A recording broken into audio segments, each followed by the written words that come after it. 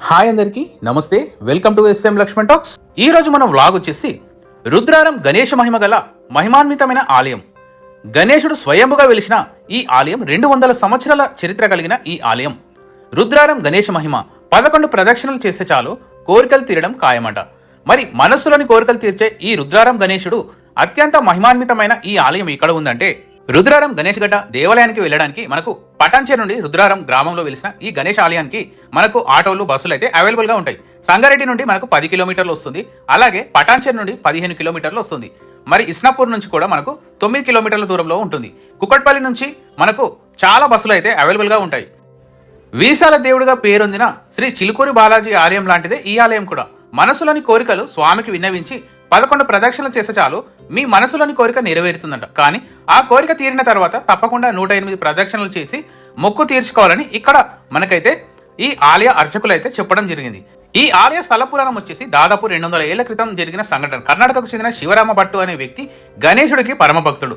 శివరామ భట్టు ఎక్కడుంటుంటే అక్కడికి గణనాథుడు స్వయంగా వచ్చి పూజలు అందుకుంటాడంట. ఒకసారి ఇతడు కాలినడకన తిరుమల వెళ్లాలని నిర్ణయించుకున్నాడంట. తిరుమల వెళ్లి మార్గ మధ్యలో రుద్రారం అడవుల్లో ఆగాడు.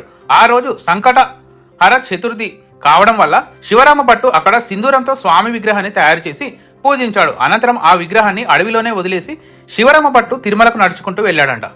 కనుమరుగైన గణేశుడి విగ్రహాన్ని చూసి కొన్నాళ్ళుగా శివరామ భట్టు పూజించిన సింధూర విగ్రహం కనుమరుగైపోయింది. కాలక్రమేణా ఓసారి ముకుందదాస్ అనే భక్తుడు అడవిలో గుర్రంపై సంచరిస్తుండగా శివరామ భట్టు పూజించిన గణనాథుడు విగ్రహం ఉన్న ప్రాంతానికి వచ్చేసరికి ఆ గుర్రం కదలలేకపోయిందంట. దాంతో ఆ విగ్రహాన్ని పక్కనే ముకుందాస్ నిద్రపోయాడు. అప్పుడు అతనికి కలలో వినాయకుడు కనిపించి తనకు అక్కడే చిన్న గుడి కట్టాలని కోరాడట. దాంతో ముకుందాస్ వెంటనే గుడి కట్టించి పనులు మొదలు పెట్టాడు. అలా ఈ ఆలయం ఎంతో ప్రాముఖ్యత సంతరించింది. గర్భాలయంలో స్వామి విగ్రహం సింధూరంతో ఉంటుంది.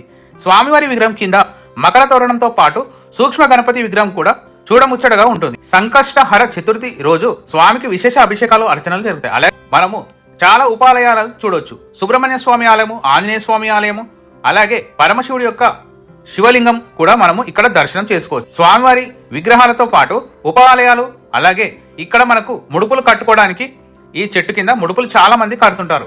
శ్రీ గణేష్ గడ్డ ఆలయంలో శుక్రవారము, ఆదివారము, బుధవారము, మంగళవారం రోజు ప్రత్యేకంగా పూజలు నిర్వహించి అనేక మంది భక్తులు ఈ ఆలయంకి వచ్చి ఈ ఆలయ దర్శనం చేసి ప్రదక్షిణలు చేసుకుంటారు. ఇక్కడ నిత్యం అన్నదానం కూడా జరుగుతూ ఉంటుంది. ఇక్కడ అన్నదానం కార్యక్రమాలు రోజు జరుగుతుంటాయి. ఓం గం గణపతియే నమః, ఓం విఘ్నేశ్వరాయ నమః అని కామెంట్ చేసి సబ్స్క్రైబ్ చేయండి.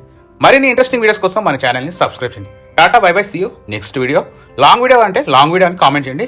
లాంగ్ వీడియో కూడా దీని గురించి, ఈ ఆలయం గురించి లాంగ్ వీడియో చేస్తాను.